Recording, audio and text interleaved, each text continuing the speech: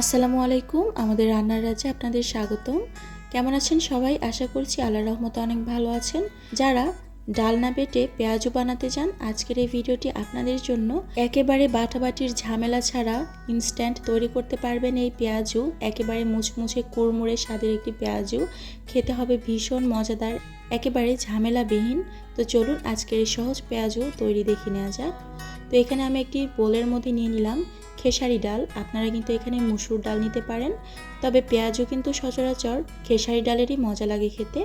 তো এখানে খেসারি ডাল প্রথমে 1 থেকে 1.5 ঘন্টা আগে ভিজিয়ে রেখেছিলাম, একেবারে নরম হয়ে গিয়েছে, আশা করছি দেখেই বুঝতে পারছেন। আর এই পর্যায়ে অ্যাড করে দিব কিছু মশলা। সামান্য একটু পরিমাণে দিয়ে দিলাম হলুদের গুঁড়া, আর দিয়ে দিলাম ঝালের জন্য শুকনা মরিচের গুঁড়া। এখানে কিন্তু আমি কাঁচামরিচটাও ব্যবহার করব, যার কারণে শুকনা মরিচ কিন্তু অনেক বেশি দিইনি। তবে পেঁয়াজুতে কিন্তু শুকনা মরিচের গুঁড়াটা বেশি ব্যবহার করলে পেঁয়াজুর কালারটা অনেক বেশি ভালো আসে। তো এখানে দিয়ে দিলাম স্বাদ মতো লবণ, আর তার সাথে দিয়ে দিলাম সামান্য একটু পরিমাণে আদা, রসুন আর জিরা বাটা। খুবই অল্প পরিমাণে কিন্তু দিতে হবে, অতিরিক্ত দিলে কিন্তু গন্ধ করবে, তখন পেঁয়াজু খেতে ভালো লাগবে না। এইবার হাত দিয়ে ডালটা খুব ভালো করে মেখে নেব, মানে একটু নরম করে নেব। তো প্রায় 1 মিনিটের মতো আমি ভালো করে সব কিছু মেখে নিয়েছি। এইবার এই পর্যায়ে অ্যাড করে দিব কাঁচা পেঁয়াজ আর কাঁচা মরিচ কুচি। তো পেঁয়াজটাও মিহি কুচি করে দিয়েছি, কাঁচা মরিচটা পছন্দ মতো কেটে নেবেন। তো প্রায় আবারও 1 মিনিটের মতো ভালো করে মেখে নিলাম, যেন পেঁয়াজের রসটা বের হয়ে যায়। এই পর্যায়ে অ্যাড করে দেব বাইন্ডিংয়ের জন্য চালের গুঁড়া। তো এখানে আমি 2 চামচ পরিমাণে চালের গুঁড়া অ্যাড করেছি। এটা টেবিল চামচ, মানে 2 টেবিল চামচ পরিমাণে চালের গুঁড়া ব্যবহার করা হয়েছে। তার সাথে দেওয়া হয়েছে 1 টেবিল চামচ পরিমাণে ময়দা। তো আপনাদের হাতের কাছে যদি বেসনটা থাকে তাহলে অবশ্যই বেসনটাও দিতে পারেন। তো বেসন ময়দা যে কোনো একটা অ্যাড করবেন, আর তার সাথে অবশ্যই চালের গুঁড়াটা দিবেন, তাহলে কিন্তু ক্রিস্পি ভাবটা ভালো আসবে। তো এখানে আমার পরিমাণ মতো আমি আবারও পরবর্তীতে একটু চালের গুঁড়া অ্যাড করেছিলাম। তবে ময়দা কিন্তু অতিরিক্ত দেওয়া যাবে না, তাহলে কিন্তু ভেতরে একটু নরম নরম থাকবে, ওটা খেতে ভালো লাগবে না।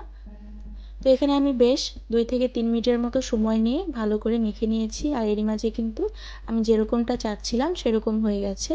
এটা অনেক বেশি শক্ত হবে না, একটু নরম রাখতে হবে। যদি আপনাদের কাছে মনে হয় যে শক্ত আছে, মানে ভালো মতো এটা শেপ দেওয়া যাচ্ছে না পেঁয়াজুর, তখন সামান্য একটু পরিমাণে পানি দিতে পারেন।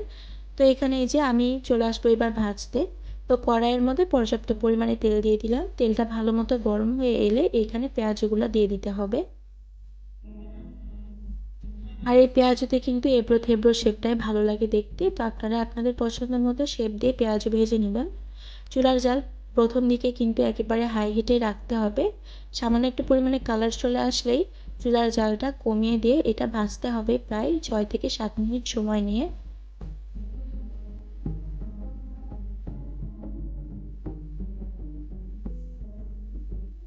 তো দেখতেই পাচ্ছেন ফিরে আসলাম বেশ কয়েক মিনিট পরে। এরই মাঝে কিন্তু আমার পেঁয়াজগুলা খুব সুন্দর একটি কালার চলে এসেছে, আর এরই মাঝে কিন্তু আমি চুলার জালটাও কমিয়ে দিয়েছি। তো বেশ কয়েক মিনিট সময় নিয়ে ভাজতে হবে, অবশ্যই তাড়াহুড়ো করা যাবে না, তাহলে কিন্তু দ্রুত কালার চলে আসবে, আর ভেতরেটা নরম থাকবে, মুচমুচে ভাব কিন্তু থাকবে না। আর এই পেঁয়াজও কিন্তু ভাজার পরেও বেশ কয়েক ঘন্টা এরকমই ক্রিস্পি থাকবে। তো এই যে আমার পেঁয়াজও সব ভাজা হয়ে গেছে, এবার একটি প্লেটের মধ্যে নিয়ে নিলাম। এই পেঁয়াজু খেতে অসম্ভব মজা লাগে, কারণ এই পেঁয়াজুর প্রতিটা ডাল একেবারে কুড়মুড়ে টাইপ থাকে। তো আমার কাছে ভীষণই পছন্দ লাগে। আপনারা যদি একবার এইভাবে বানান ঝামেলা ছাড়া, মনে হবে প্রতিবার ডাল বাটা ছাড়া এইভাবে বানিয়ে ফেলি। তো আজকের এই পেঁয়াজু রেসিপিটি আপনাদের কাছে কেমন লাগলো অবশ্যই জানাবেন, আর আপনারাও যদি এইভাবে বানিয়ে থাকেন অবশ্যই কমেন্টস বক্সে জানাতে ভুলবেন না। তো আজকের ভিডিওটি এই পর্যন্তই থাকছে, দেখা হচ্ছে পরবর্তী আরও একটা ভিডিওতে। ততক্ষণে সবাই সুস্থ থাকবেন, ভালো থাকবেন। আল্লাহ হাফেজ।